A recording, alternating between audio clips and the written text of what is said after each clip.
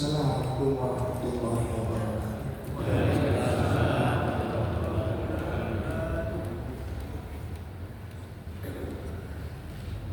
Alhamdulillah hamdan katsiran thayyiban mubarakan fihi kama yuhibbu rabbuna wa yarda. Asyhadu an la ilaha illallah wahdahu la syarika lah wa asyhadu anna Muhammadan abduhu wa rasuluh. Ya ayyuhalladzina amanu taqullaha haqqa tuqatih wa la tamutunna illa wa antum muslimun.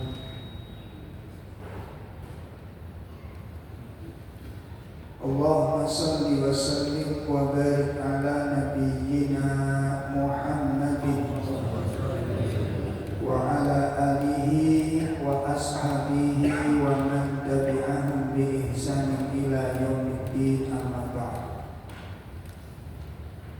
Ikhwatul kiram,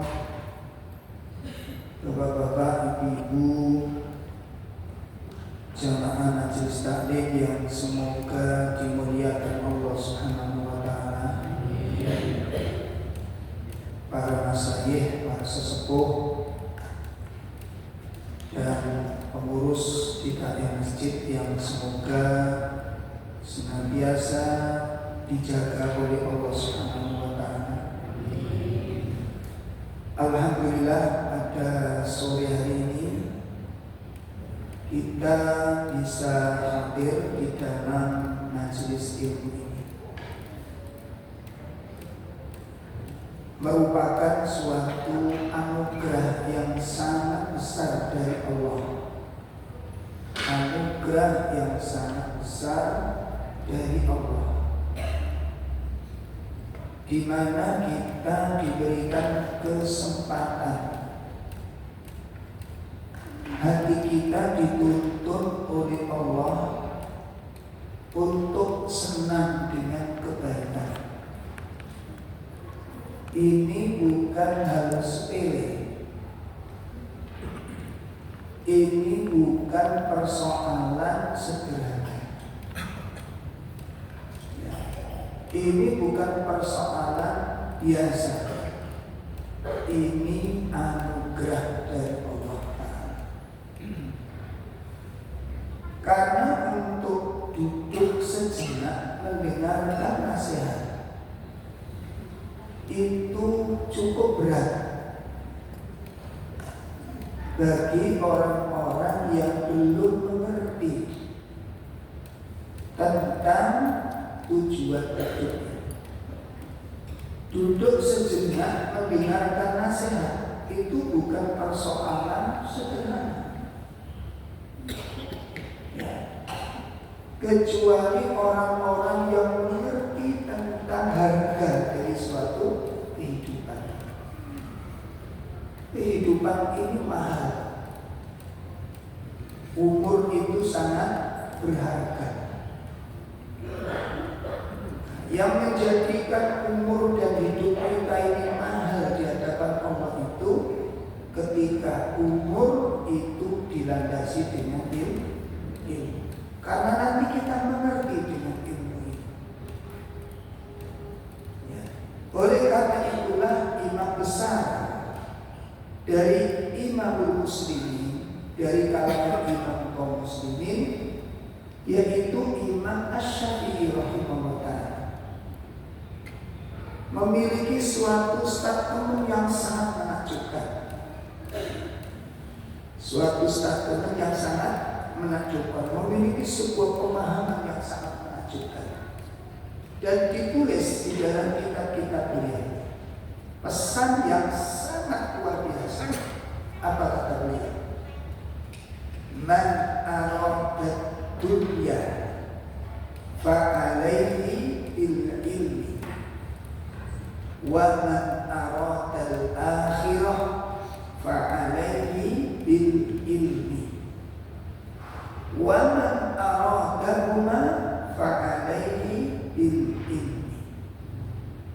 Ini nasihat besar dari Imam Syafi'i rahimahullah ta'ala. Apa kata beliau?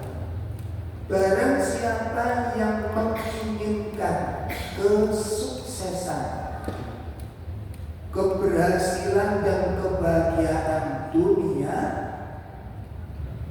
ya, barang siapa yang ingin mencapai kesuksesan, keberhasilan, kebahagiaan dunia, hendaklah dengan ilmu. Hendaklah dengan apa? Untuk apa tadi? Untuk mencapai kesuksesan, keberhasilan plus kebahagiaan dunia itu dengan ilmu. Jadi mencari kebahagiaan itu dengan ilmu, kata beliau. Ya. Yang kedua, barang siapa yang menginginkan keselamatan, keberhasilan, kesuksesan akhirat, maka hendaklah dengan ilmu. Ingin sukses, ingin berhasil, ingin bahagia akhirat, hendaklah dengan ilmu.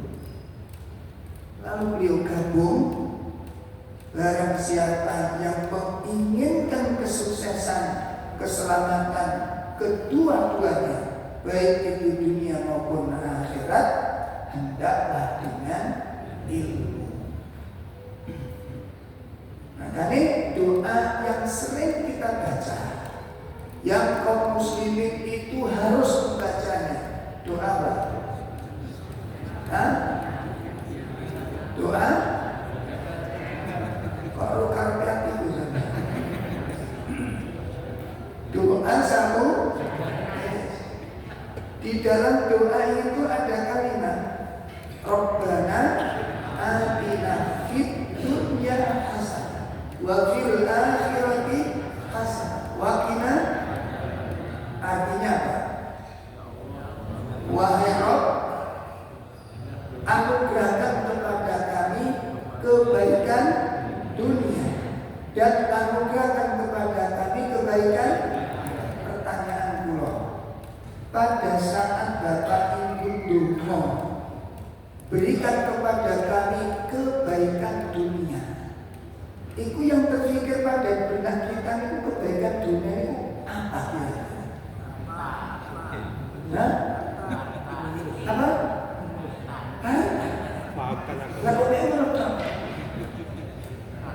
Oke, kalau itu memang standar doa panjenengan, dunia itu adalah kebaikan. Pertanyaan lo, apa yang disebut duit akhir mesti bahagia? Bila kok ini jadi ini? Apa sampai ini duit akhir lagi sampai tenang? Berarti duduk itu bahagia.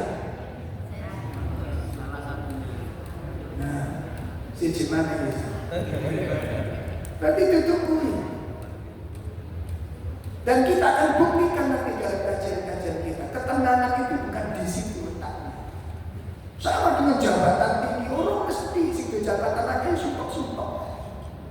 Makanya wajah-wajah penderita kan ada yang kelihatan, wajah-wajah yang bermasalah. Bukan di situ. Maka para ulama, Imam Hasan Al-Basri ketika menafsirkan doa Sabtu Jagat itu, yang dimaksud dunia hasanah wa fil akhirati hasanah itu sama sejalan dengan Imam Syafi'i. Apa Pak? Ilmu nafi'. Apa? Ilmu yang bermanfaat. Kuncinya bahagia itu ilmu. Maka kunci ini urip tenang itu ilmu. Tutup duit oke. Tutup rumah besar, bukan dilarang ya, bukan dilarang ya. Punya harta banyak nggak dilarang. Punya rumah besar ya nggak dilarang. Boleh saja dengan catatan harta yang dipakai bangun halal dan hak-haknya orang-orang itu apa juga sudah dipenuhi. Silakan bangun rumah yang besar nggak apa-apa, malah dihancurkan kalau bisa. Kalau bisa dihancurkan. Nek anak,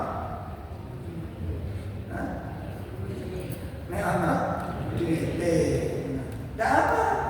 Tapi bukan itu kunci kebahagiaan. Kunci kebahagiaan itu al-ilm.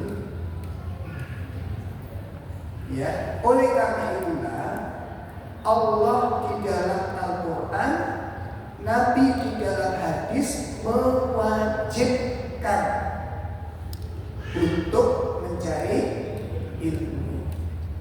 Allah di dalam Al-Quran mewajibkan. Mana kewajiban dalam thalabul ilmu dalam Al-Quran? Di surat 17 ayat 36.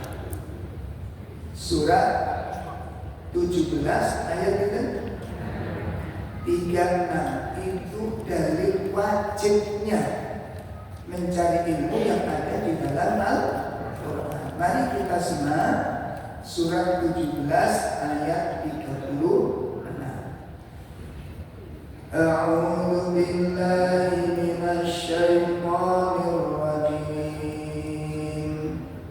Wa la taqfu ma laysa laka bihi ilmun innas sam'a wal basara wal fu'ad. Innas sam'a wal basara wal fu'ad kullu ulaika kana anhu mas'ula. Ya, Anda terjemah. Bapak-bapak silakan ada terjemah. Dan janganlah kamu mengikuti sesuatu yang tidak kamu ketahui, karena pendengaran, penglihatan, dan hati nurani semua itu akan diminta pertanggungjawabannya. Allah Subhanahu wa taala mengatakan wala taqfu ma laysa laka bihi ilm. Dan janganlah engkau mengikuti sesuatu yang kamu belum mengerti tentang ilmunya. Perhatikan, di ayat ini, potongan ayat ini mengandung dua pelajaran. Berulangi, di potongan ayat ini, jangan engkau mengikuti sesuatu, ya, kecuali engkau memiliki ilmunya. Maka di dalam pesan di potongan ayat ini ada dua nasihat. Nasihat yang pertama, wajibnya kita untuk melakukan memiliki ilmu. Nasihat yang kedua, dilarang taklid. Apa yang kedua? Makanya Allah tegaskan jangan mengikuti sesuatu yang kamu nggak ngerti. Artinya kalau bahasa Jawa kita, ojo elok-elokan. Ono ini melo, ono ini niru, ono ini niru, nggak boleh. Terutama di dalam masalah agama. Makanya dua pesan di situ. Imam Bukhari menafsirkan ayat ini di dalam kitab Sahih Bukhari. Apa kata beliau? Al ilmu qoblal qaul wal amal. Kata Imam Bukhari rahimahullah ta'ala mengatakan ilmu itu harus dimiliki terlebih dahulu sebelum berkata dan sebelum berbuat. Saya ulangi, ilmu itu harus dimiliki terlebih dahulu sebelum berkata dan sebelum berbuat. Ilmu dulu dimiliki, baru kamu nanti berbicara tentang sesuatu. Bapak-bapak menawi boten kagungan ilmu tentang kesehatan, terus panjenengan diminta untuk berbicara tentang kesehatan, berani tampil? Hah? Kenapa? Hah? Oh, kalau bapak-bapak nggak punya ilmu tentang pertanian, diminta untuk berbicara tentang pertanian, ngolah tanaman, bagaimana meracik tanaman, mengawinkan tanaman, berani tampil? Kenapa? Itu bagus. Tapi anehnya diajak ngomong bicara agama, komentar ya kayak padahal gak gue ilmu agama, komentar agama kok wani. Itu yang menarik. Bicara tentang kesehatan gak berani, bicara tentang pertanian gak berani, komentar tentang mesin karena gak punya ilmu mesin, berani komentar? Gak berani. Kenapa? Ngawur. Tapi begitu masuk agama,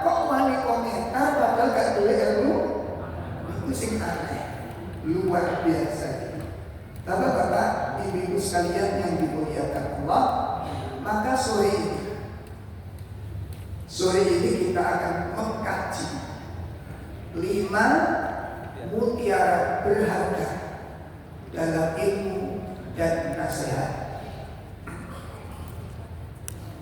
5 mutiara berharga dalam ilmu dan nasihat. Yang nanti ujungnya itu begini. Kenapa sih kok kita tuh harus berilmu dan harus mendapat nasihat? Kenapa? Dan kalau enggak gimana? Nanti akan kita lihat. Betulkah ini wajib mutlak atau hanya kebutuhan-kebutuhan ekstra saja? Maka sore ini kita akan bedah, kita akan bahas.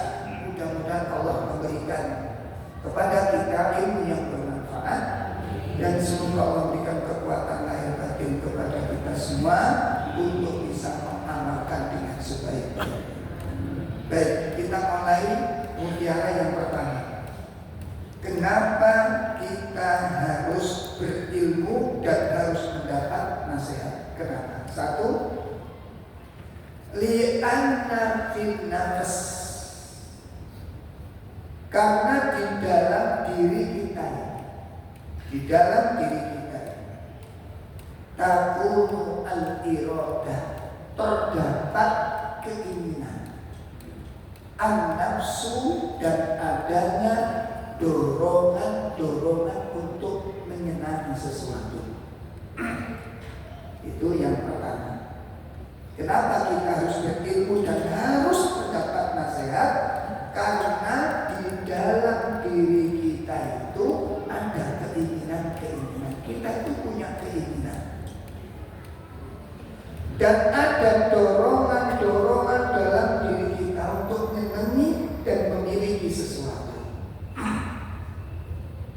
Itu mutiara yang pertama. Pertanyaannya, betulkah kita punya keinginan? Kita punya keinginan? Ya, punya keinginan? Atau enggak punya? Punya. Keinginan kita itu sedikit apa banyak?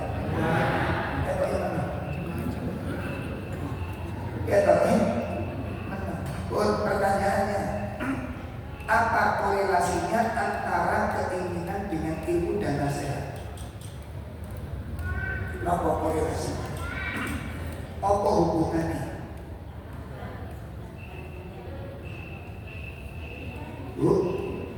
Apa hubungannya?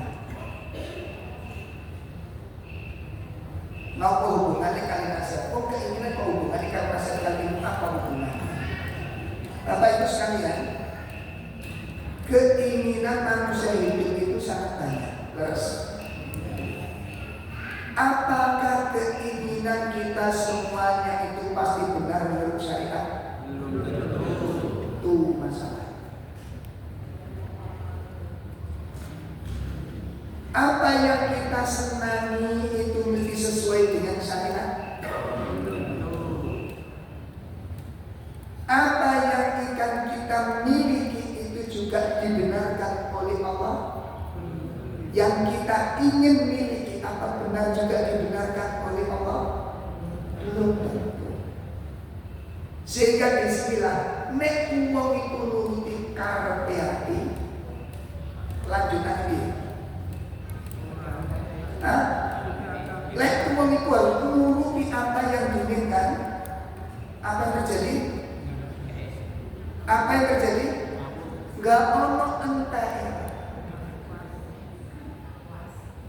Karena mata kita itu melihat itu salah satu nikmat, mata melihat itu salah satu nikmat, tapi ada dampak buruknya. Betul?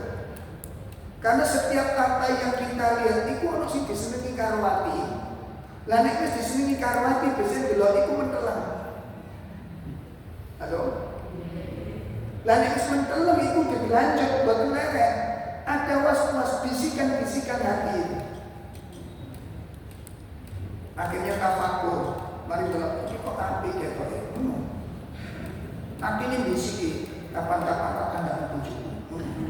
Itu berlanjut, berhenti sampai di situ tidak, terus berlanjut sampai kalau sudah was-was bisikan-bisikan kuat, muncul keinginan untuk menentukan. Makanya kenapa boleh disampaikan, terutama emak-emak ojo sering-sering lutusan.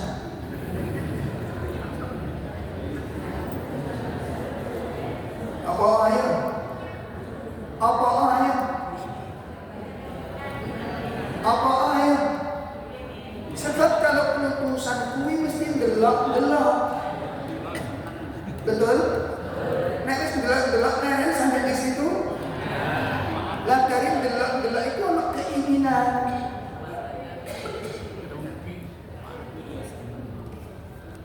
Nggih mboten? Ini aku. Itu nafsu. Sehingga kita butuh dua hal untuk mengendalikan ini. Yang pertama apa? Ilmu. Yang kedua nasihat. Haruskah kita memiliki sesuatu yang kita senangi itu? Ilmu datang, nggak harus. Bagi yang punya ilmu, bagi yang berilmu, saya nanti nyari yang sudah punya ilmu. Ngawur nek politik. Blojo ngawur. Kenapa? Gak menggunakan ilmu. Aku duit dan aku senang. Apakah setiap yang senangnya harus dimiliki? Itu nek pas ngaji. Enggak bener-bener aja, jujur-jujur aja kita.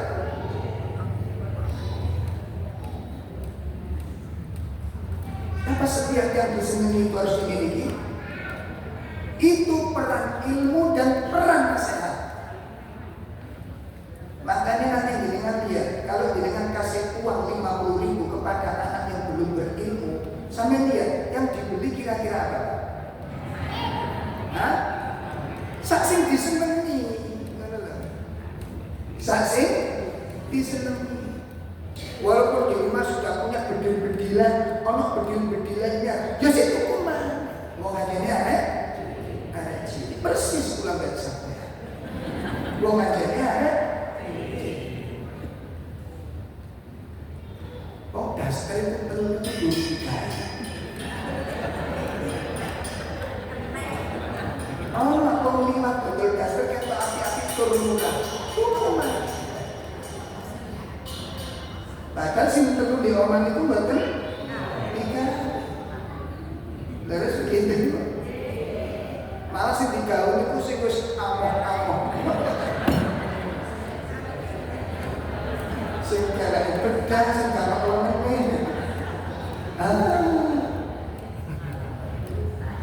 lawan dijahit itu gak gelem itu nikah.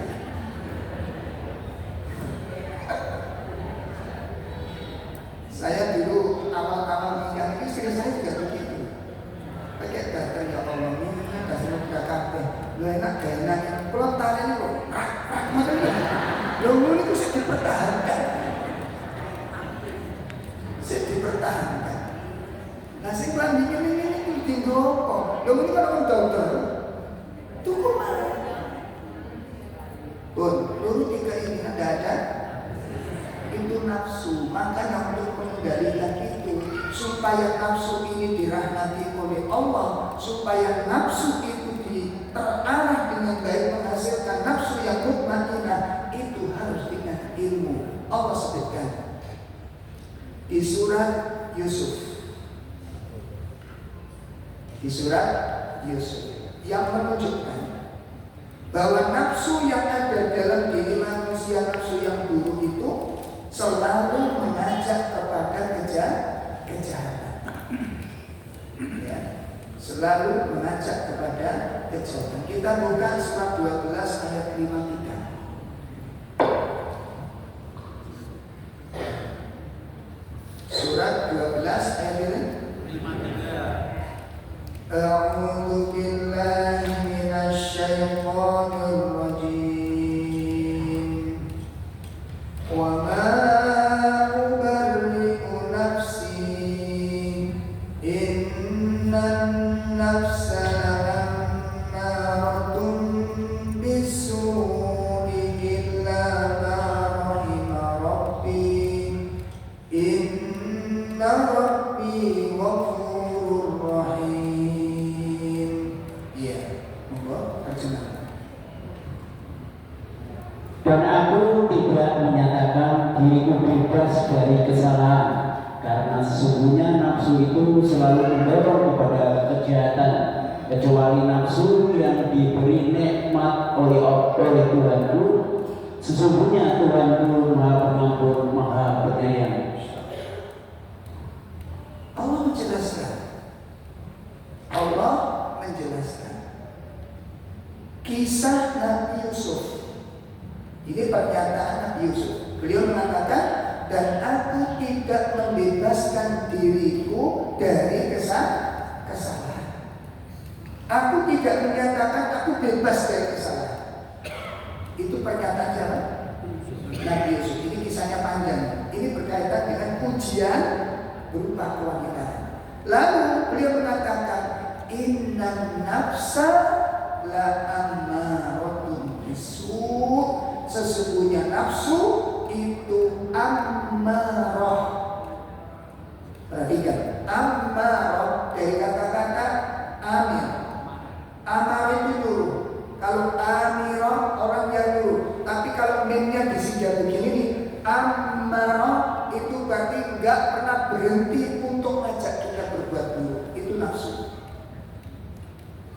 Illa kecuali nafsu yang dirahmati oleh, makanya nafsu manusia terjadi Al-Quran dibagi menjadi 3. 1, nafsu ammarah bisu'. 2, nafsu lawwamah. Yang pertama, nafsu ammarah bisu'. Nafsu yang selalu ngajak kejahatan, mendorong kejahatan, menyuruh ketidakbenaran. Yang kedua, nafsu lawwamah. Nafsu lawwamah, nafsu yang selalu menyesali diri. Nafsu yang selalu menyesali. Dan yang ketiga adalah nafsu mutmainnah. Nafsu yang tentram, jiwa yang tentram. Kapan-kapan dibahas insyaallah. Nah, ini yang pertama. Sehingga kita butuh ilmu dan butuh nasihat, karena kita punya keinginan itu. Makanya kalau nanti setelah ngaji yang rutin, ngaji yang serius, itu nanti banyak mikir, buahnya terjadi perubahan nanti. Buahnya nanti tunggal komputer, olahraga. Olahraga itu dalam Islam boleh nggak boleh? Boleh, nggak masalah. Sepeda panjang silakan, dengan punya grup sepeda goes silakan. Tapi harus dibangun di atas nek boten bablas tetap pacet gak balik-balik. Sholat duhur hilang jamaah. Ono ora? Ono ora? Banyak. Loh ini kisah gak ada. Kenapa kok sampai gak sholat duhur berjamaah? Nuruti karepe hati, nutuk melakon, betul? Tunggal ibu korak-korak waktu asar. Sholat asar ini siapa korak-korak itu sih? Ya susah dibahas. Terus ngaku kok. Lah menurut bener apa salah? Tapi jangan terus. Itu hebatnya. Tinggalkan. Utamakan sholat. Dahulukan kepentingan Allah Subhanahu.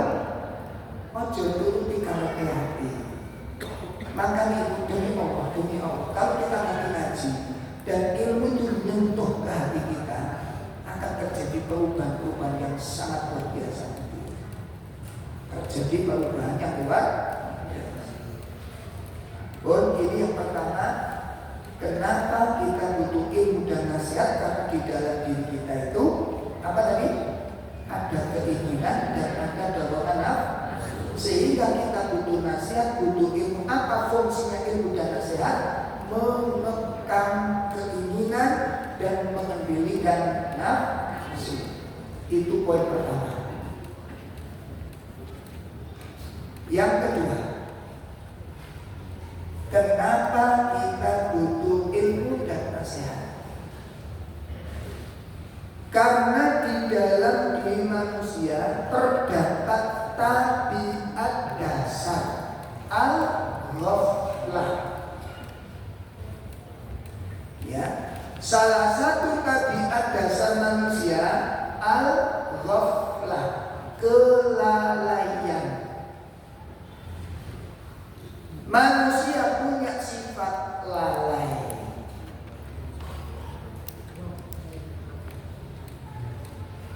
Manusia punya sifat. Ada di antara kita yang tidak punya sifat lalai? Ada? Nah, apa obatnya kelalaian?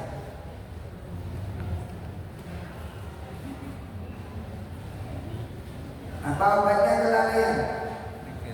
Nasihat.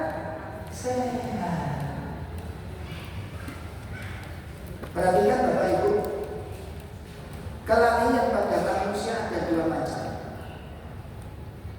Kelalaian pada manusia ada dua macam. Yang pertama, kelalaian yang merupakan tabiat dasar tanpa ada unsur sengaja, tanpa ada unsur pembiasaan, tanpa ada unsur meremehkan. Lalai karena memang tabiat dasar.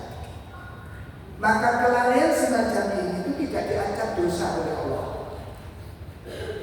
Ya, tidak diancam dosa. Contoh, saya pernah mengalami ini.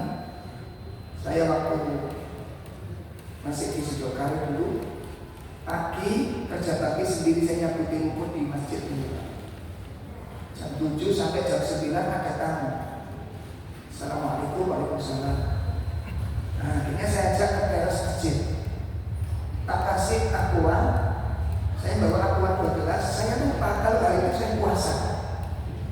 Lupa, betul-betul lupa. Akhirnya saya minum dengan minum, dia pun minum. Akhirnya ada siomay lewat. Saya pesen Pak siomay 2. Nah, kalau itu dia lari. Kalau saya itu sedang puasa.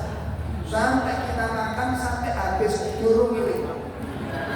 Saya demi Allah. Jadi saya demi Allah.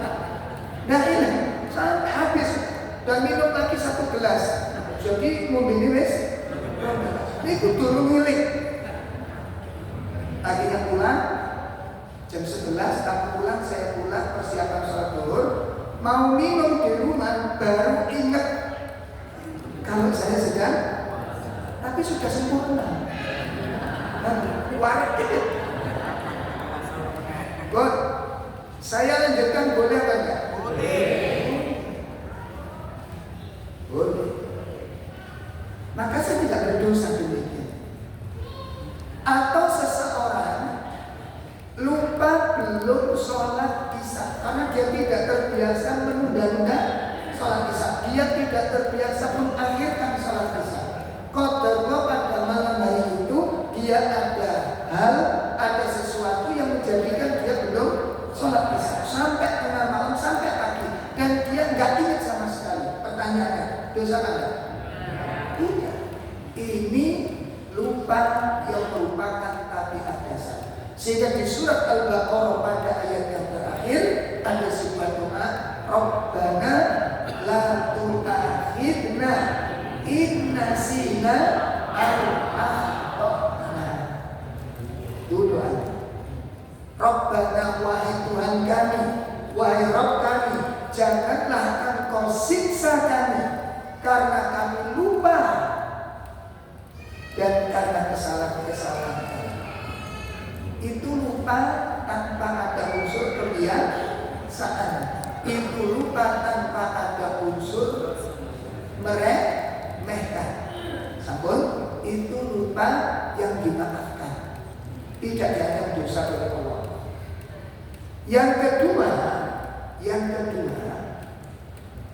ya, lupa karena ada faktor pembiasaan atau meremehkan atau sikap sembrono. Sikap apa? Dan itu diancam oleh Allah Subhanahu wa taala. Surat 59 ayat 19. Surat 59 ayat 19. Allah Subhanahu wa taala berfirman, "Wala takunu kalladzina nasullaha fanansahum anfusahum ulaika humul fasiqun." Sudah ketemu?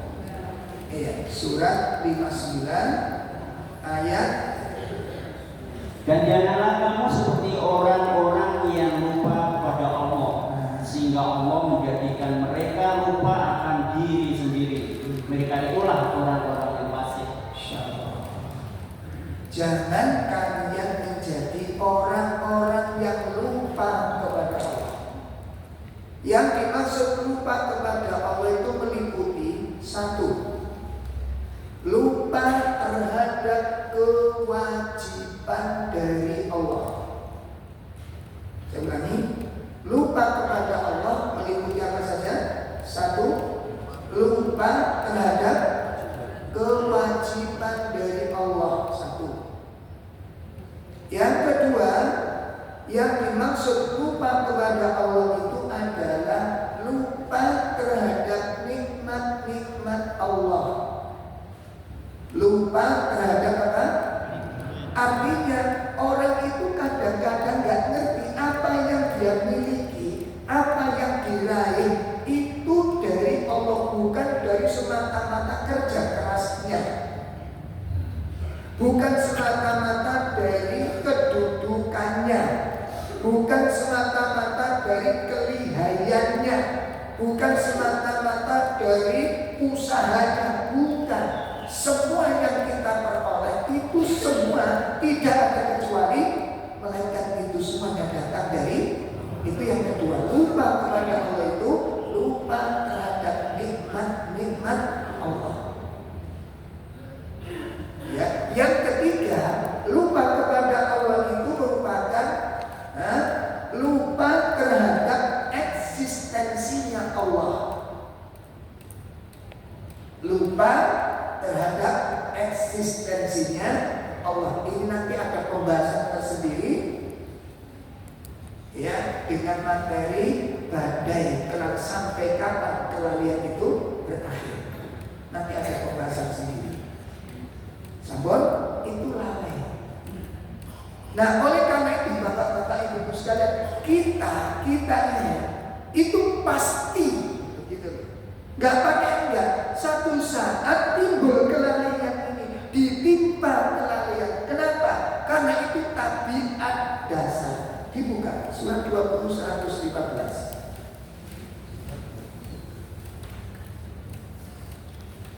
Kelalaian merupakan apa tadi? Tabiat dasar. Itu gak bisa dipisah dari manusia. Gak bisa dipisah dari manusia.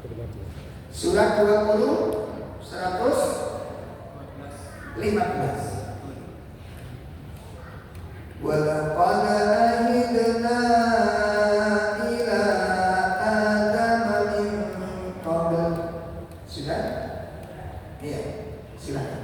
Dan sungguh telah kami pesankan kepada Adam dahulu, tetapi dia lupa, dan kami tidak dapati kaum kemauan yang kuat padanya. Kita lihat. Jadi sebelum Nabi Adam dimasukkan ke dalam surga, itu sudah diwanti-wanti sama Allah. Sudah dikasih pesan, sudah dikasih wasiat oleh Allah. Dari sebelumnya, apa pesannya? Wala taqrabu hadhihi syajarah. Jangan sekali-kali kamu dekati pohon ini. Jangan sekali-kali kamu dekati pohon ini. Akan tetapi fanasia, kata Allah, Nabi Adam lupa dengan wasiat tersebut. Nabi Adam lupa terhadap pesan tersebut. Apa kata Rasulullah? Ketika menafsirkan surat 20 115, Rasulullah bersabda, ya, Rasulullah bersabda, fanasia Adam, fanasia ibnu Adam. Nabi Adam lupa, maka anak-anak Nabi Ini kadang-kadang nak masjid bawa sandal ada, boleh bawa sandal lagi karena lupa.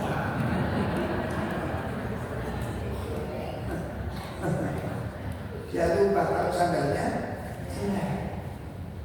Insyaallah. Nabi Adam lupa, manusia pun lupa. Lalu sahabat Ibnu Abbas menafsirkan ucapan Rasulullah tadi. Jadi Nabi mengatakan, "Fanasiya Adam, fanasiya Ibnu Adam." Nabi Adam lupa, anak-anak Nabi Adam pun lupa. Artinya manusia pun akan terkena penyakit ini. Lalu disebutkan oleh sahabat Ibnu Abbas, apa kata beliau? Fanasiya Adam wasumiyal insan. Tuh, kata insan diambil dari kata nasiun. Saya ulangi.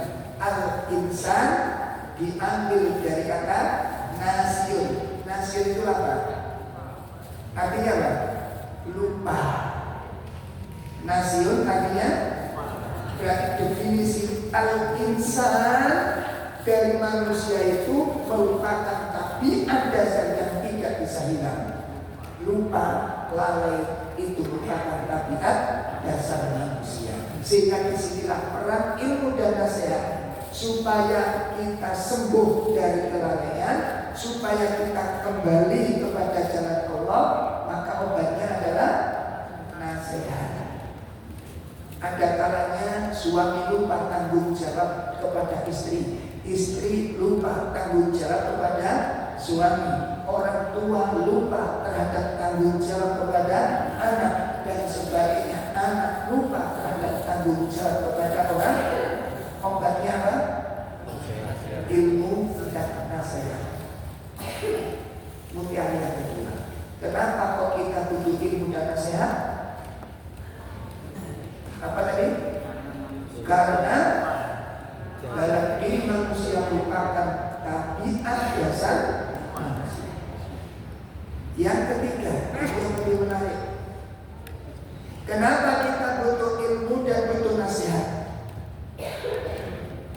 Li'annal insan, karena sesungguhnya manusia di dalam menjalani kehidupan terdapat al-masail, problem-problem.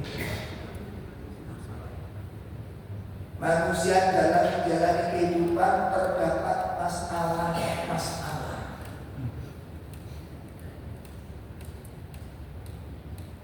Ada di dalam masjid ini yang tidak punya masalah. Silakan angkat tangan.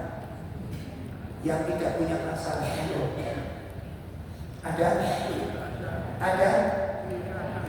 Terlihat dari ketiban tangan. Orang-orang yang dipenuhi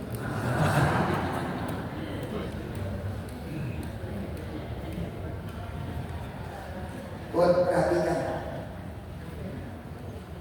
Jangan sekali-kali bosan menghadapi masalah. Ibu-ibu jangan sekali-kali menulis di buku harian sampai kapan masalah ini berakhir.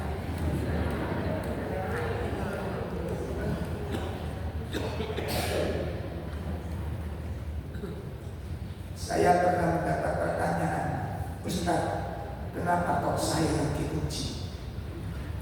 Tak jawab, aku lo kamu. Betul ya, benar kan? Ibu, kira-kira kalau ada pertanyaan begitu indikasinya apa?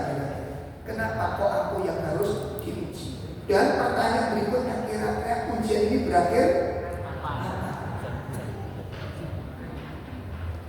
Kalau ibu dengar pertanyaan seperti ini, indikasinya apa?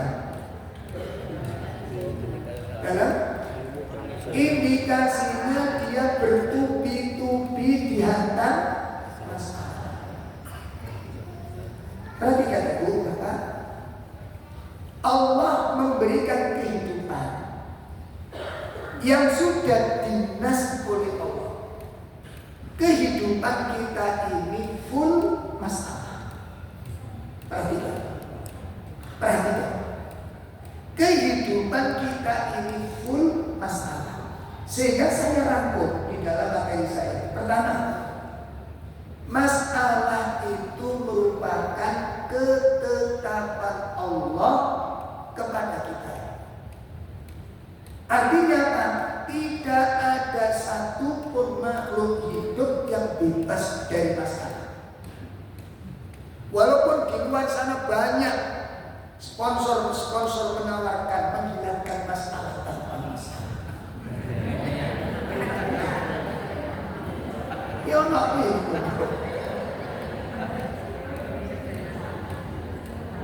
Itu sponsornya sih kan? Yakin.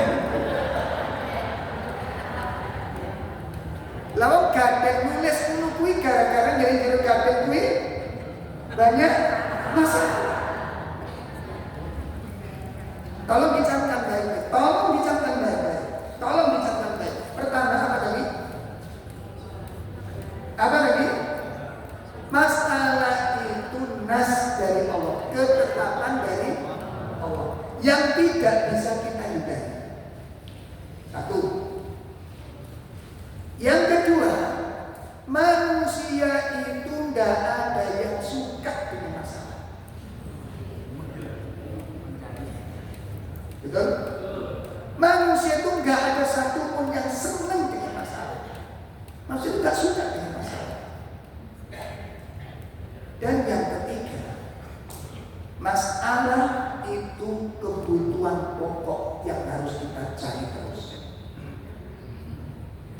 Halo? Masalah itu apa tadi? Kebutuhan pokok yang terus kita cari. Ini singgare mumet nek sampeyan kali kula mboten. Satu sisi kita nggak suka dengan masalah, tapi di sisi yang lain masalah itu Kenapa kok dikatakan kebun? Karena kita mencarinya.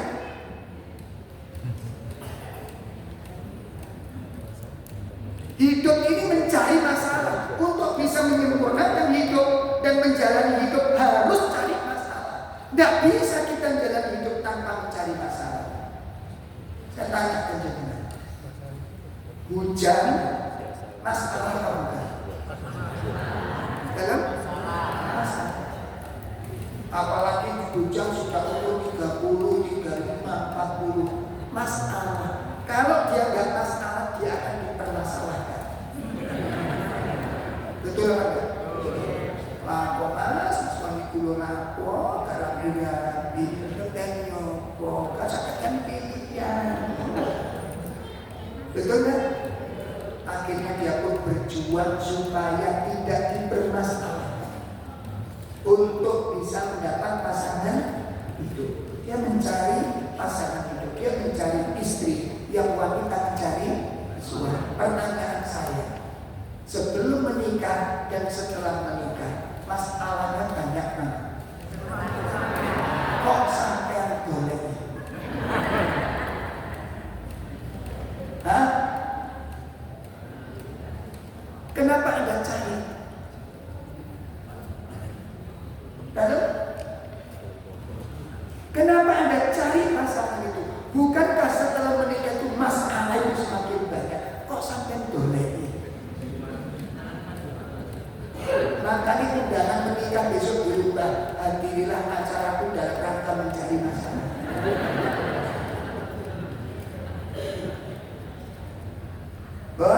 Menikah lagi 1 bulan, 2 bulan, sampai 1 tahun, 2 tahun tidak punya putra.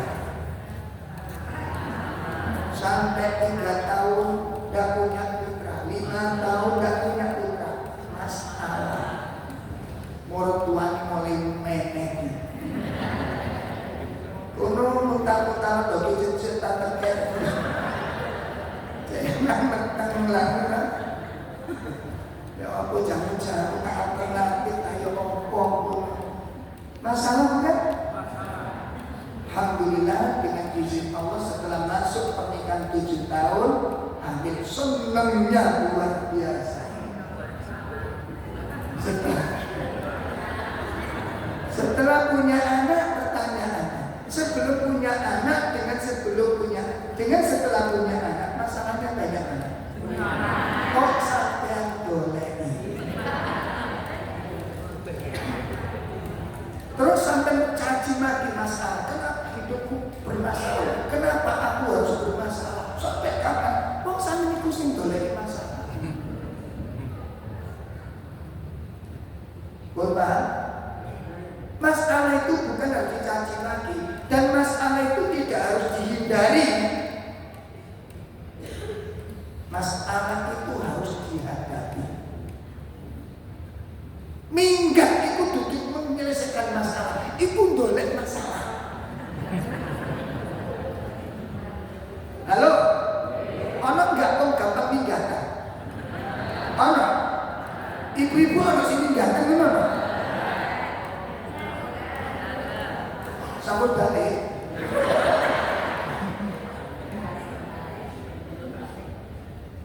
Itu bukan solusi.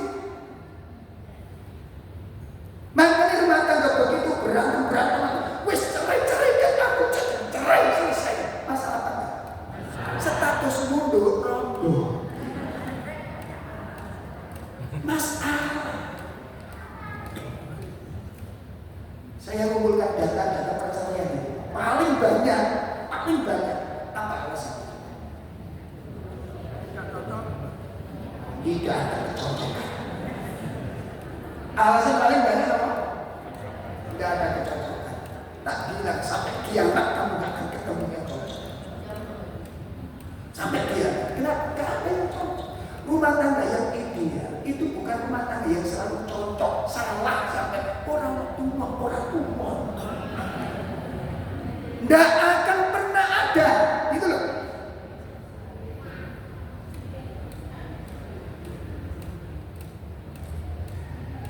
Sesoleh apapun orang, sebaik apapun orang. Sekarang manusia yang paling baik siapa? Hah? Rasulullah. Wanita yang paling baik siapa? Istri-istri Rasulullah. Ini Nabi pilihan, manusia terbaik, punya istri terbaik. Rumah tangganya punya masalah apa? Hah?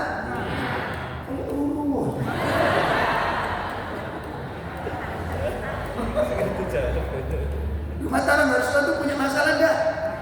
Ada ujian apa enggak? Full.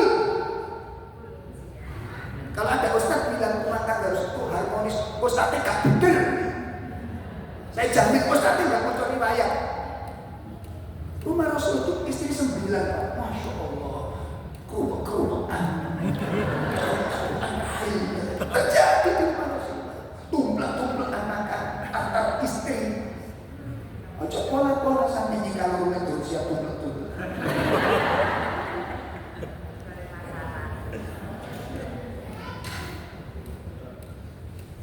Dan yang paling mengenaskan itu kalau saya dengar ceramah baiti jannati dinisbatkan kepada Rasul, salah ya.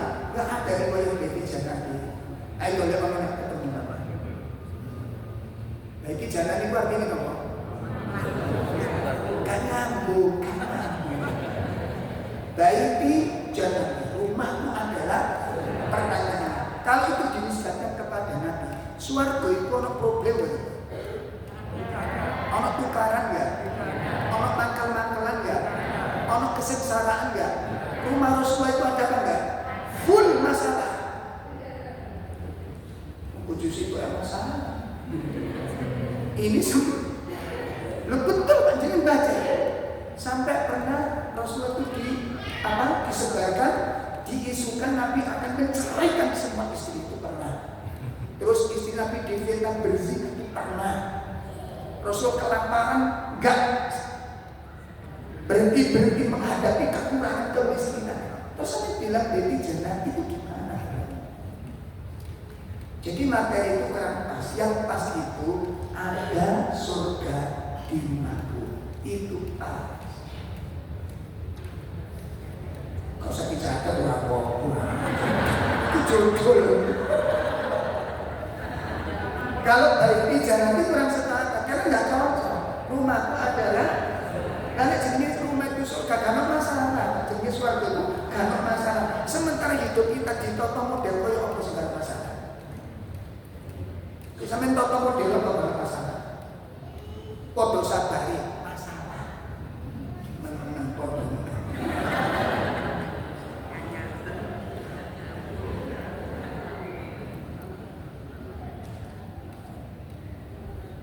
Model apa?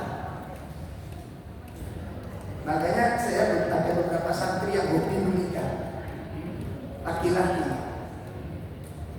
Ustaz mau doa ini mau cerai, loh kenapa? Karena kecocokan Ustaz.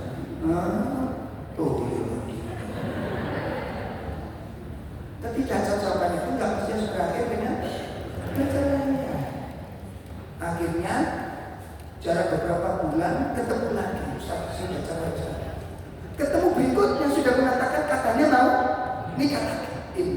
Loh kok cepet bener? Apa katanya? Ini kayaknya cocok. Saya ingin sih bercerai dia awalnya cocok. Gimana? Nah, jenengan nikah dengan istri jenengan benar? Karena cocok. Ya saya sering gak cocok. Loh gimana? Mau kira dari pilihan terbaik? Terbaik itu waktu pilkada itu terbaik. Gitu. Nek turun dadi ku ngetok rapimu. Ditukokno kolak, ditukokno sepeda, ditukokno. Oh, boy. Ada teman saya itu mantunya itu meneng sekali calonnya. Ini calon aku sampai nggak masnya. Iya deh, masya Allah tuh kocok pakai aku. Cek dulu. Enggak jangan tolong berarti aku ditukokno. Ikut pilkada. Gak percaya. Begitu setelah menikah, saking menengi Pak. Jadi mangan bakso mau lewat, yuk kaki tangan. Saking menengi, saking menengi. Akhirnya cerita ke saya, iya Mas, harus menang. Apa menang? Itu nanti disetel. Rumah tangga ideal itu bukan rumah tangga tanpa masalah. Ini kehidupan dan itu nas dari Allah. Mari kita simak di mana letak nas tersebut. Di surat Al-Balad. Di surat Al-Balad.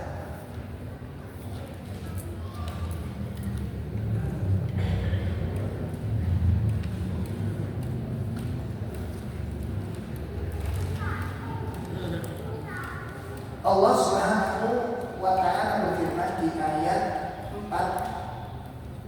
Laqad khalaqnal insana fi kabad. Iya, silakan. Atau memberi makan pada Ayat 4. Sungguh kami telah menciptakan manusia berada dalam susah payah. Sungguh kami telah menciptakan manusia dalam keadaan itu tabiat, itu nas yang artinya apa? Manusia akan bergelut dengan masalah sepanjang usianya. Makanya pesan saya, ilmu kuncinya. Gimana Ustaz kalau kita menghadapi masalah? Masalah itu akan berubah menjadi anugerah kalau jenengan punya seperangkat ilmunya. Jelas Ibu? Jelas Ibu? Orang punya beban itu bukan berarti dia akan menderita. Orang gak punya beban bukan berarti dia tenang dan bahagia. Paham? Orang banyak beban belum tentu menderita. Orang gak ada beban belum tentu bahagia. Paham? Paham? Nah, kasih contoh. Ada saya naik angkot. Saya naik angkot bersama ada emak-emak satu. Terus ada bapak-bapak yang lain. Tiba-tiba sopir berhenti. Sopir angkot berhenti. Kata emak-emak, lapo pirleret. Jadi sopir ngomong Pak, endi ibu-ibu, waduh dia, aku butuh penumpang. Kesuwen budal, sampai kepingin cepet, numpak bulan. Aku mikir cerdas sopir. Lagi butuh setor, masih ada ya Kak? Lalu itu ibu-ibu bawa anak 4 Pak. Sing situ digendong, sing situ digandeng, sing luru muncul di Jadi ngandel, saya jadi nyarek cilik mlaku. Iku iso lancar apa boten? Lancar apa boten? Gak lancar. Ono petuk kuning kok leren dina. Kan ngerti dinteni wong sak motor. Lah ibu niki mau ibu sing ngene mobil ngeruwo wae karo. Malah pe kesuwen iku ya ngunu, harus ngunu kan digowo kabeh. Jare supir, lah gak digowo kabeh titip sampean gitu.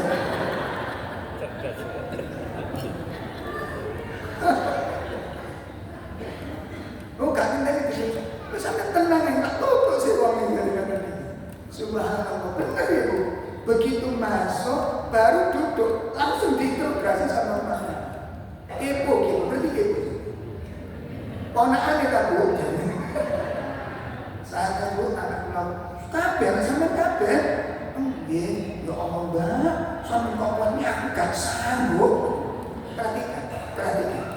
Begitu dia mengatakan demikian, si ibu ini mengatakan, kok ini sok saya melakukan rambut sampai aku anak situ ini sekarang mengatasi pegel banget tua. Jadi kan dia dua gambar. Ibu-ibu yang membawa anak dengan tenang dan dia capek untuk ngurusi anak murid kabel.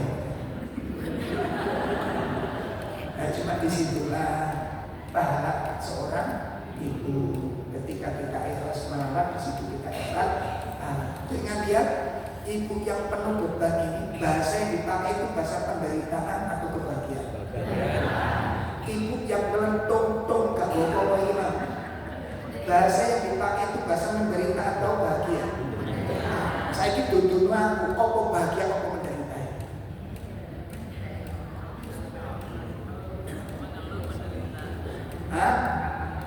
Saya kisah mentok sampai bahagia atau menderita itu beban atau bukan beban. Tolong tunjukkan pada saya. Ngerti maksud saya? Gak ngerti ya, ini masalah lah. Kayak contoh sampai tadi kan? Paham. Tolong tunjukkan pada saya apa itu bahagia. Apa betul kalau punya banyak masalah itu menderita? Kalau nggak punya masalah kemudian dia bahagia, apa itu jaminannya? Berarti sementara bahagia itu bisa. Menghadapi masalah dengan senang. Hah? Nih, ini loh. Ikhlas Pak Bot. Nih, apa? Cara pandang. Ini yang menentukan jenengan itu menderita atau tidak. Ini yang menentukan. Makanya nggak kacamata itu sing bening kalau ini gitu. Jadi jelas. Nek sampean nggih masa kacamata retak, ndelok ndas iki penceng sampean. Paham? Masa terus habis kecelakaan. Loh kenapa? Ndas kok penceng. Kacamatamu retak, Pak. Cara pandang Anda itu yang menentukan. Beban itu musibah atau nikmat. Bu, suami naik pangkat, gagah, ganteng, dermawan, kaya, naik pangkat. Nikmat apa musibah?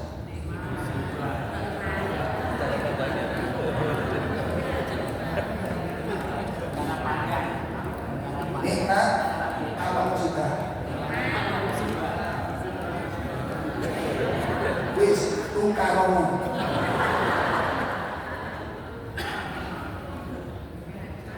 Cara pandang apa yang Anda pakai itu bisa berubah. Nikmat tidak selamanya membawa kebaikan. Tolong diingat, dalam konteks kehidupan Allah katakan wal hayatud dunya illa mata'ul ghurur. Tidaklah kehidupan dunia itu kenikmatan yang menipu. Artinya apa? Artinya apa? Kenikmatan dalam kehidupan dunia belum tentu membawa kebaikan. Bisa jadi nikmat yang baru saja Anda dapat itu awal musibah yang mengerikan. Tak ulang. Bisa jadi nikmat yang baru Anda saja Anda dapat, itu bisa jadi awal dari suatu bencana yang mengerikan.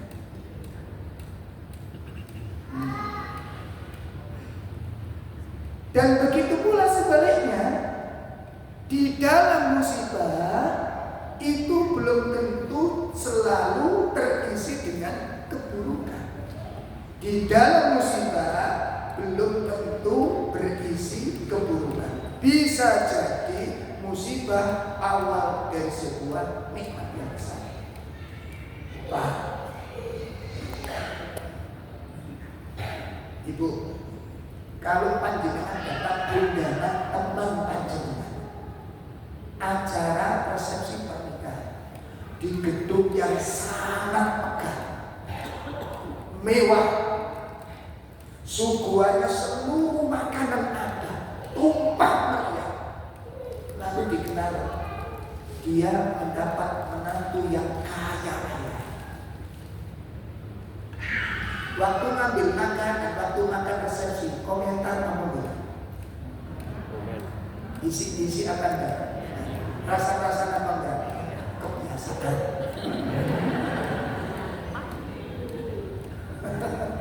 Ya Allah, udah waktu ketepatan.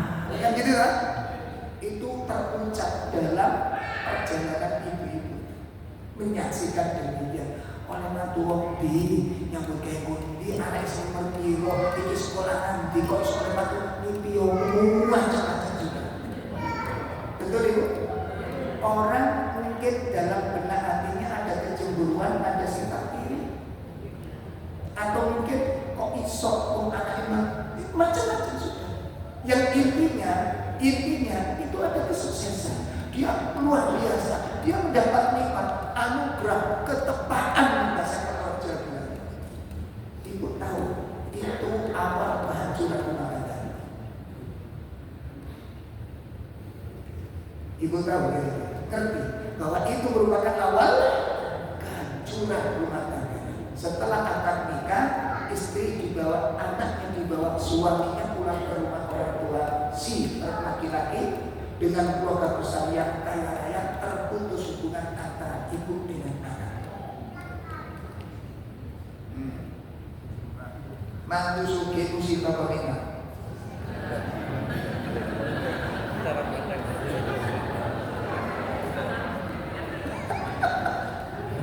Terserah. Sudah Ibu? Ini kehidupan. Maka tidak ada satu jengkal kehidupan kita. Saya lagi, tidak ada satu jengkal kehidupan kita tanpa masalah. Tidak ada satu jengkal kaki melangkah, di situ ada masalah. Itu kehidupan. Nah, persoalannya adalah bagaimana kita menghadapi hidup yang penuh dengan masalah ini. Modal apa yang paling tepat untuk merubah kehidupan? Dengan apa? Ilmu dan nasihat. Mau nggak mau demikian. Problem besar itu bagi kita yang nggak punya ilmu. Itu ruwet. Anak saya yang ketiga itu pernah masa kecilnya itu nangis darah. Bukan hidungnya, matanya yang keluar darah. Coba kalau ibu punya anak bayi keluar darah dari mata gimana? Rasanya gimana? Panik luar biasa. Saya mengalami. Pagi-pagi sekali anak si kedua itu yang ada keluar darah. Apa hidungnya ini? Enggak di matanya. Hidungnya matanya. Begitu kita lari, matanya menangis sambil merah gitu. Ini baru sekali kita menemukan kasus seperti ini. Akhirnya pagi sekali kita bawa ke dokter anak. Orang antri itu kita minta izin untuk dibobol dulu, izin dulu. Diizinkan karena melihat anak nangis darahnya tadi. Begitu masuk ruangan dokter, apa Pak? Ini Pak. Dokter itu kalau bingung,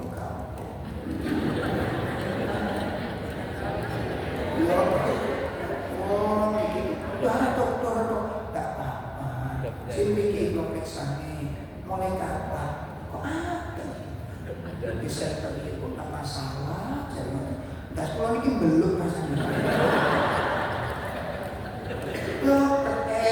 Tak masuk pun biasa. Kenapa dokter begitu tenang? Pastikan panjenengan dengan saya mampu memiliki ilmu tentang kehidupan.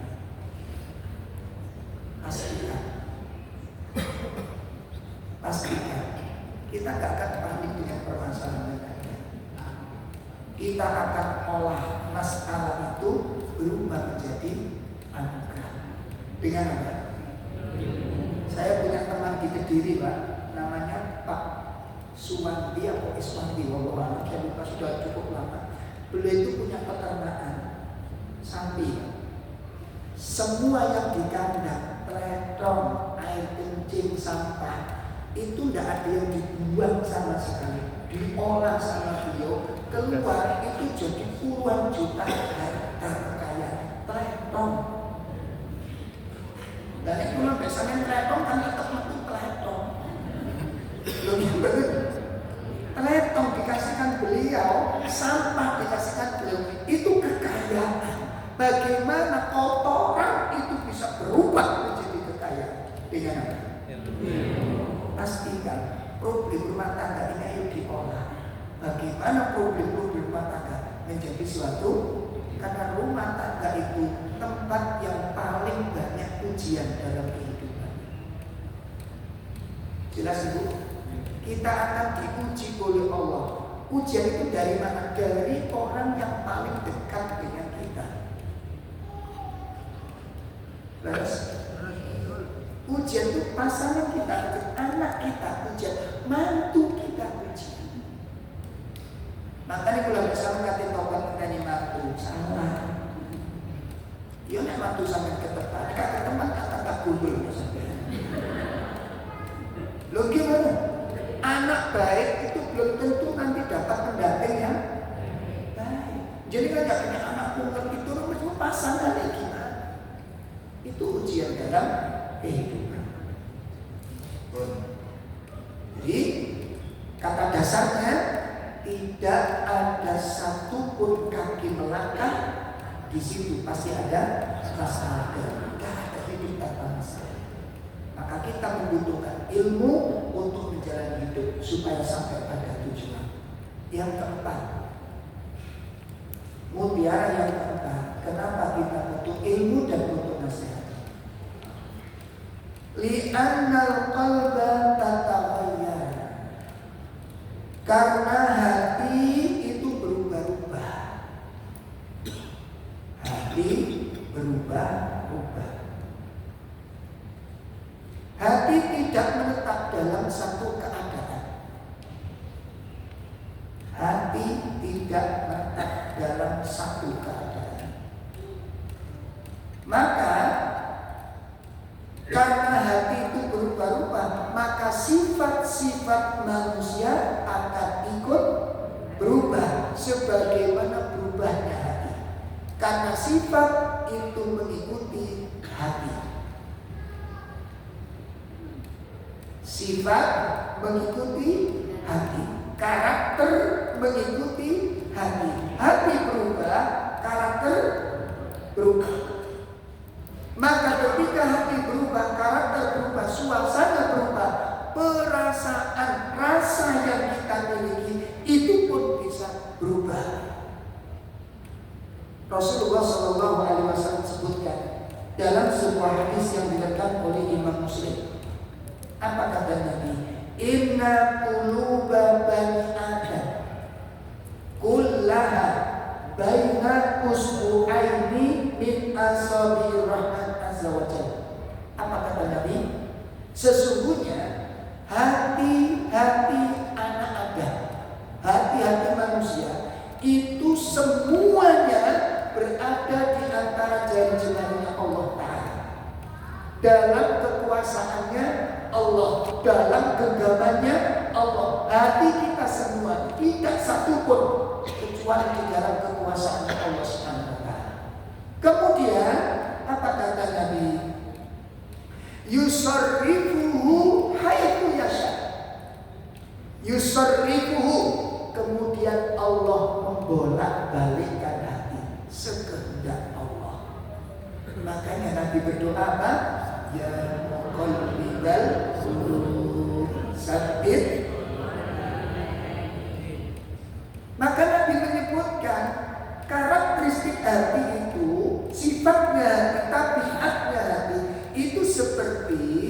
daun yang bergantung pada ranting pohon. Nabi menyebutkan kenapa dinamakan kolbu. Kenapa dinamakan? Karena sifatnya.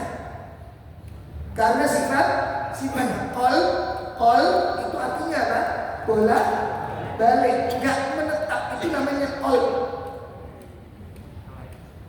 Makanya Nabi menyebutkan sifatnya ini itu seperti daun yang bergantung pada ranting pohon lalu ditiup angin. Ribet. Penting itu hati kita. Itu hati kita. Rasa. Makanya satu saat ketika saya sarapan di warung habis pengajian karena estafet, di samping di warung samping saya makan itu kita lagu-lagu. Syairnya begini, cintaku kepadamu bagaikan bunga surga, tidak akan pernah layu. Aku mau makan, bagus.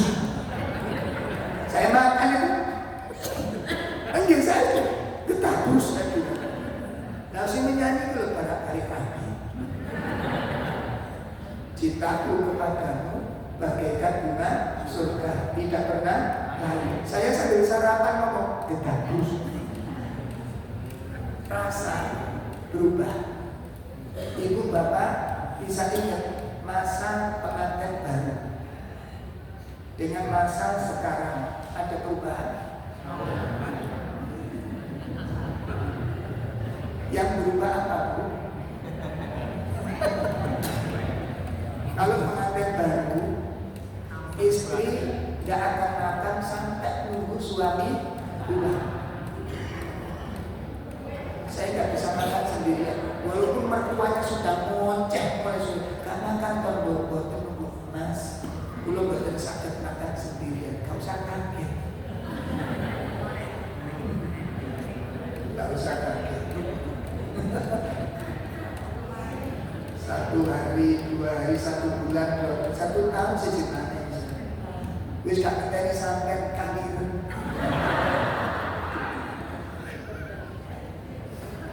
Makanya saya punya teman di Malang itu, Masya Allah, istrinya meninggal itu sampai sekian tahun, sering nangis.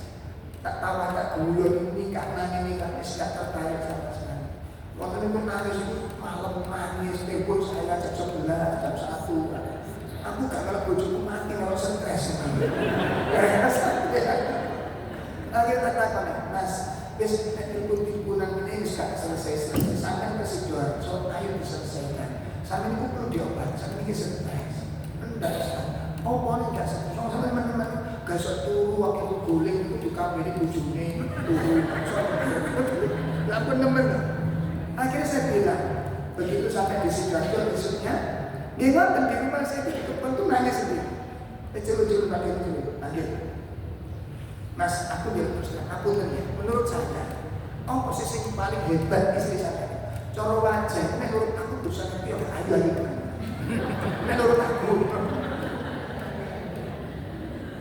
Ternyata betul yang saya sampaikan betul. Istri saya itu memang tidak terlalu. Nah, dengan meninggalnya ibu saya betul-betul kehilangan. Ada 3 hal yang paling mendasar. Kenapa saya sulit melupakan dan terus ingat. Karena 3 ini jarang dimiliki oleh wanita-wanita. Jarang. Termasuk aja. Loh, saya sulit. Apa bedanya? Pertama, saya kerja malam. Jam berapapun pulang. Pertama saya kaget, jam 12 saya pulang, saya ketuk pintu itu langsung ada catatan. Dodok kata kunci. Kaget saya. Begitu saya buka, ternyata duduk di ruang tamu dalam keadaan bersih, rapi, nunggu saya. Tak tanya, kenapa saya kok turun-turun? Ya nunggu saya. Lah kok kan tanya aku? Semalam segini kok. Lagi mana bisa tidur wong sing golek rezeki turun mulih bukan apa-apa. Aku rasa tak tidur, gak berani tidur karena takut terjadi sesuatu. Ini kan 7 bulan biasanya ya.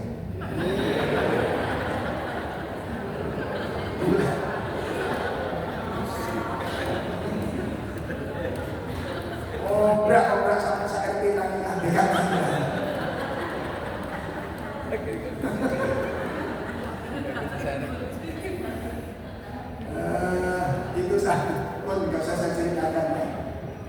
Panjang sih. Sampun ini yang keempat. Kenapa kita butuh? Apa korelasinya? Hati berubah-ubah dengan ilmu dan nasihat. Syariat Allah memerintahkan istiqomah. Syariat Allah memerintahkan kita istiqomah. Ajaran agama memerintahkan kita untuk istiqomah, bersabar di dalam menghadapi problematika dalam hidup ini. Sementara hati kita berubah-ubah. Berubah-ubah ini bisa mati rasa, bahkan tidak ada rasa sama itu bisa. Termasuk dalam rumah tangga. Betul apa? Betul apa? Oleh karena itulah apa konsepnya? Untuk bisa mencapai derajat istiqomah, untuk bisa mencapai sabar di dalam menghadapi gelombang masalah kehidupan. Dua, ilmu dan nasihat. Ilmu dan maka disinilah yang akan mengumpulkan, yang akan menguatkan, yang akan menyatukan, yang akan memperbarui, yang akan memberikan kekuatan, ngecas hati kita di saat hati ini drop. Semangat kita kadang semangat, kadang drop. Betul begitu? Kadang semangat, kadang hilang semangatnya, kadang menimbulkan kebosanan. Nah di saat itulah kita butuh kesabaran. Dengan pasangan bukan cuma menunggangan, dengan pasangan pun bisa bosan. Betul? Gak berani jawab. Gak apa-apa, tapi itulah fakta. Ya. Nah oleh karena itu bagaimana ini manajemennya? Ilmu dan nasihat. Sampun, itu yang keempat. Yang terakhir. Yang terakhir. Kenapa kita butuh ilmu dan nasihat?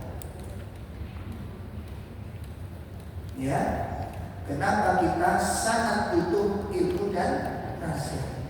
Sebab ilmu dan nasihat berfungsi ihya'ul qulub, memberikan kehidupan bagi hati, memberi kehidupan bagi hati.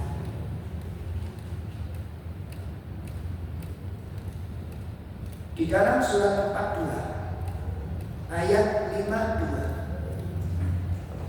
surat 42 ayat 52, langsung dibaca terjemahnya. Katakanlah bagaimana pendapatmu jika Al-Quran itu datang dari sisi Allah. Ayat 52. Ayat 52 surat 42. Surat 42 ayat Asyura ayat 52. Iya. Katakanlah bagaimana pendapatmu jika Al-Quran itu datang dari sisi Allah, kemudian kamu mengingkarinya. Siap. Dan demikianlah yang tidak akan didatangi oleh kebatilan baik dari depan maupun dari belakang pada masa lalu dan yang akan datang, yang diturunkan dari Tuhan yang bijaksana maha suci. ayat 42 ayat 52. Yang demikian itu kami wahyukan, ya, Sesungguhnya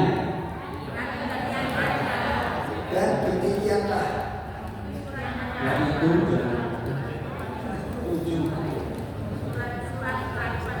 surat 14 memang ajak dibangun terjemahan. Saya baca saja. Dan demikianlah kami wahyukan kepadamu wahyu Al-Quran dengan perintah kami. Perhatikan, Allah menamakan Al-Quran dengan kata-kata ruh. Betul di situ? Kami wahyukan kepadamu ruh dari kami. Nah, ruh di situ maknanya apa? Kenapa Al-Quran kok dikatakan ruh? Karena Al-Quran itu akan memberikan kehidupan bagi hati. Sehingga kebutuhan kita kepada Al-Quran itu kebutuhan pokok. Seperti tanah butuh dengan air. Rasulullah SAW menggambarkan hati manusia itu seperti tanah, sedangkan ilmu itu seperti air hujan. Saya ulangi. Nabi menggambarkan hati manusia itu seperti tanah. Dalam riwayat Imam Bukhari. Saya lihat dulu ayatnya, hadisnya. Di mana Nabi SAW menyebutkan dalam riwayat Bukhari Muslim, ya, maka luma ba'atiyani Allahu minal ilmi wal huda kamathalil ghaisil kathir asabah. Perumpamaan ilmu dan Al-Quran yang aku bawa itu seperti air hujan yang jatuh ke tanah. Ini menggambarkan, Nabi menggambarkan hati manusia seperti tanah, ilmu dan Al-Quran seperti air hujan. Sekarang ibu bapak bayangkan, kalau tanah itu cukup lama tidak tersentuh air, apa yang terjadi? Akan keras, akan kering. Pertama akan kering. Kalau kelamaan tetap tidak kena air, itu akan mengeras. Nah, demikian kalau sudah mengeras itu akan mengalami kematian. Tidak bisa difungsikan, tidak bisa nanam tanaman.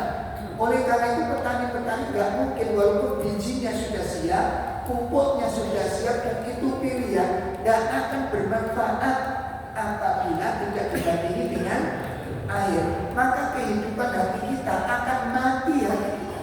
Itu apabila tidak pernah disentuh dengan Al-Quran, tidak pernah dengar nasihat, tidak pernah dengar fatwa, tidak pernah mendengar ilmu yang diajarkan. Hati itu semakin keras. Nah, kalau sudah keras nanti itu buruk banget. Itu buruk sekali. Apa? Menolak suatu ilmu, dan itu akan terjadi. Sebab-sebab kerasnya hati. Nanti bisa dilihat, ditulis di rumah ayatnya, surat 57 ayat 16. Nanti di rumah dilihat dulu. Ya, surat 57 ayat 16. Nah, di situ dijelaskan oleh Allah Subhanahu wa Ta'ala tentang pentingnya ilmu dan nasihat untuk kehidupan bagi hati. Sehingga kalau hati ini sudah hidup, maka otomatis di sini puncaknya kesuksesan, keberhasilan, kebahagiaan, ketenangan dunia maupun akhirat itu bisa kita peroleh. Mudah-mudahan 5 mutiara berharga dalam ilmu dan nasihat. Saya ulangi, apa yang menyebabkan kita harus berilmu? Poin pertama adalah kenapa kita harus berilmu dan harus mendapat nasihat? Yang pertama apa? Karena di dalam diri manusia ada keinginan dan ada hawa nafsu. Yang kedua, karena di dalam manusia ada tabiat sifat. Apa hubungannya lalai dengan ilmu dan nasihat?